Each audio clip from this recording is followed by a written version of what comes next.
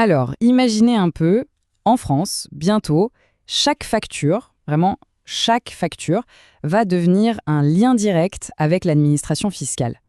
C'est un changement majeur qui se prépare, et tout ça est centré sur un tout nouveau système. On va donc décortiquer ensemble ce mécanisme pour bien comprendre comment il va transformer les transactions commerciales. Bon, voilà le fameux schéma. Au premier coup d'œil, c'est vrai, ça peut paraître un peu chargé, un vrai puzzle.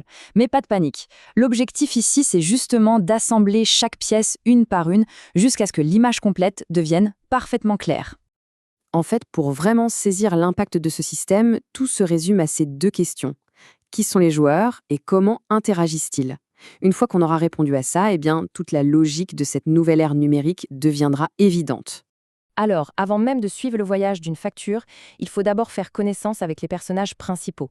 Il y en a 4, et comprendre leur rôle, c'est la toute première pièce de notre puzzle.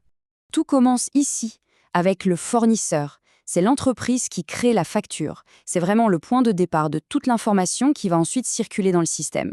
Et bien sûr, à l'autre bout de la chaîne, on a l'acheteur.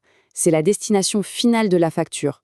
Le but du jeu, c'est de lui faire parvenir cette facture de façon simple, sécurisée et surtout standardisée pour faciliter tout le traitement. Alors là, attention, on touche un acteur absolument crucial, la PDP. L'analogie du bureau de poste numérique est parfaite. Il faut vraiment la voir comme un service postal intelligent. Son rôle n'est pas juste de transmettre, non. Elle vérifie, elle met en forme, elle s'assure que tout arrive bien et surtout, elle extrait les infos importantes pour les... Et pour finir, le grand collecteur de toutes les données, l'administration fiscale. C'est important de faire la distinction, l'acheteur reçoit la facture, mais l'État, lui, reçoit les données. L'objectif final, c'est bien de lui donner une vue d'ensemble, quasi en temps réel, de ce qui se passe dans l'économie. Ok, maintenant qu'on a présenté tout le monde, on peut commencer à suivre le parcours d'une facture. Et c'est là qu'on va voir la grande astuce du système. Il n'y a pas un, mais bien deux chemins parallèles. Alors, comment ça marche en pratique? En gros, c'est 4 grandes étapes. D'abord, le fournisseur envoie tout à sa plateforme. Ensuite, cette plateforme, un peu comme un routeur intelligent, discute avec celle de l'acheteur pour lui acheminer la facture. Troisième étape, l'acheteur la reçoit. Et c'est là que ça devient intéressant. En même temps, la première plateforme a extrait les données clés pour les envoyer au portail public. C'est ça, le cœur du réacteur.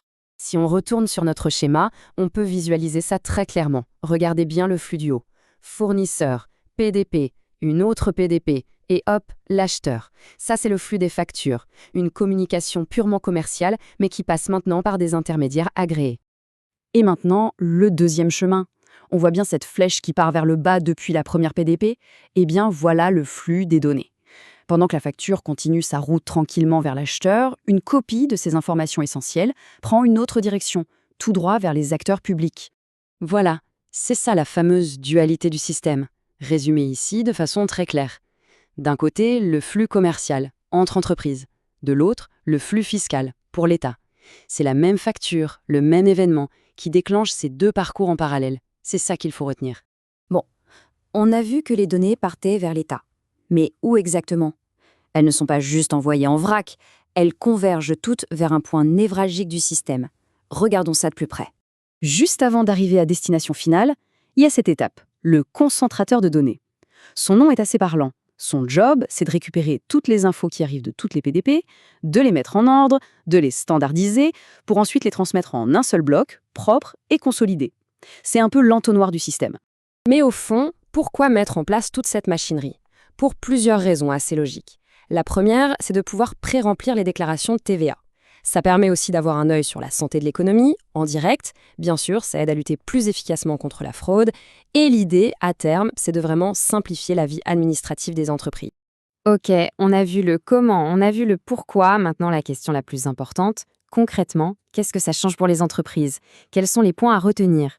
Alors, le premier point, et c'est le plus important, ce n'est pas une option. Ça va devenir la norme. C'est obligatoire. Ça veut dire qu'il va falloir passer par une de ces fameuses PDP certifiées pour se brancher au réseau.